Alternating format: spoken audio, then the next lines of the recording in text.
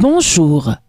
Le vote de budget à l'Assemblée du ministère des Finances et du Budget et également la marche de Nyolank occupent l'actualité de ce matin. Abdoulaye Daouda Diallo s'octroie 218 milliards sans débat barre à sa une Walf Quotidien qui nous parle de ce vote de budget de son ministère à sa page 5. ADD fonds sur Déthié Fall et son co-renchérit Libération qui revient également sur ce vote de 100 milliards pour Mansour Faye. 200 milliards empruntés pour les autoroutes, endettement, entre autres sujets abordés par Abdoulaye Daouda Diallo devant les députés. Un pays qui a des difficultés de financement ne peut pas s'offrir le luxe de décliner plus de 185 milliards de francs CFA, indique ce dernier dans les colonnes du journal Libération. Le pays change à grande vitesse, barre également à sa une Les Échos qui reparle de ce vote de budget à l'Assemblée nationale. D'après le ministre des Finances et du Budget Abdoulaye Daouda Diallo dans les colonnes du journal Les Échos, le ministère sous Macky Sall a parcouru beaucoup de chemin. Les chiffres et les faits parlent d'eux-mêmes. Parfois, on ne peut pas apprécier certaines outrances, on peut regretter certaines déclarations de mauvaise foi. L'endettement n'est pas mauvais en soi, il peut même être une excellente chose pour qui sait s'en servir, laisse entendre Abdoulaye Daouda Diallo aux députés. Rewmi Quotidien, pendant ce temps, s'intéresse à ces grosses révélations d'Abdoulaye Daouda Diallo sur l'achat de véhicules de l'administration. D'après le ministre, plus de 122 milliards de francs CFA sont dépensés entre 2012 et 2019 et 6,6 milliards sont prévus en 2020. Note toujours le journal du groupe Promo Consulting. Entre 2012 et 2018, l'État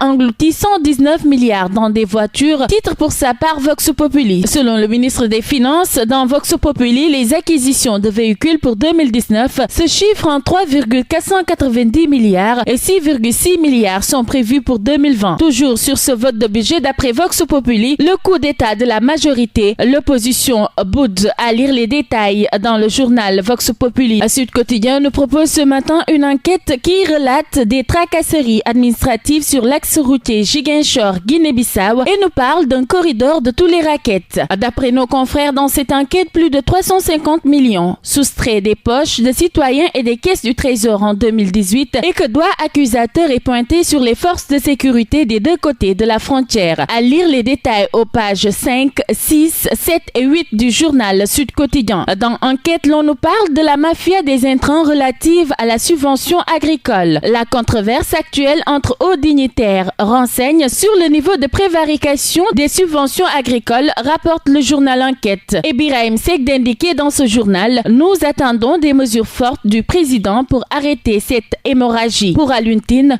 tous devraient être convoqués pour s'expliquer sur les présomptions de concussion. L'ingénieur agronome Amadou Tidjanwan, lui, propose la suppression de la subvention et sa réaffectation dans le prix du produit fini. À lire les détails dans le journal Enquête. L'Observateur s'intéresse à la non-limitation du mandat présidentiel et la suppression de l'article 80, le dialogue politique autour d'une révision de la Constitution, barre à sa une le journal du groupe Futur Média, qui nous parle d'une proposition de suppression de la limitation des mandats présidentiels. Restons dans ce même journal pour parler cette fois-ci de la mort de Gabriel Blaise Basse, la grande colère de la famille du policier qui s'est suicidé à Sandaga. Ça passe ou ça casse, barre à sa une la Tribune qui revient sur la marche du Front social de ce vendredi contre la hausse du prix de l'électricité. Autorisée par le préfet, les organisations appellent à la grande mobilisation. Les Sénégalais vont-ils se mobiliser, s'interroge la Tribune. Dans les Échos, l'on retrouve les confidences de Crax dans le cadre de la 7e édition de la grande rentrée citoyenne. Avant de donner la parole au professeur Daouda Ndiaye, à la commandante Seynabou Diouf, à Ibrahima Ndour de Edine Diagne, Mamadou Mbeng, le directeur général de Free, à lire les différentes interventions dans les Échos aux pages 6 et 7. Libération nous rapporte une affaire de terrorisme au Sénégal. Moussa Koulibaly prend 30 ans ferme à Paris, révèle Libération qui nous apprend que le franco-sénégalais avait attaqué au couteau 3 militaires à Nice. Après avoir assisté à l'enterrement de son père au Sénégal, il traitait de mécréants ses frères qui regardaient la télé peu avant son passage à l'acte, indique toujours nos confrères de Libération. Quand la mort fait vivre, barre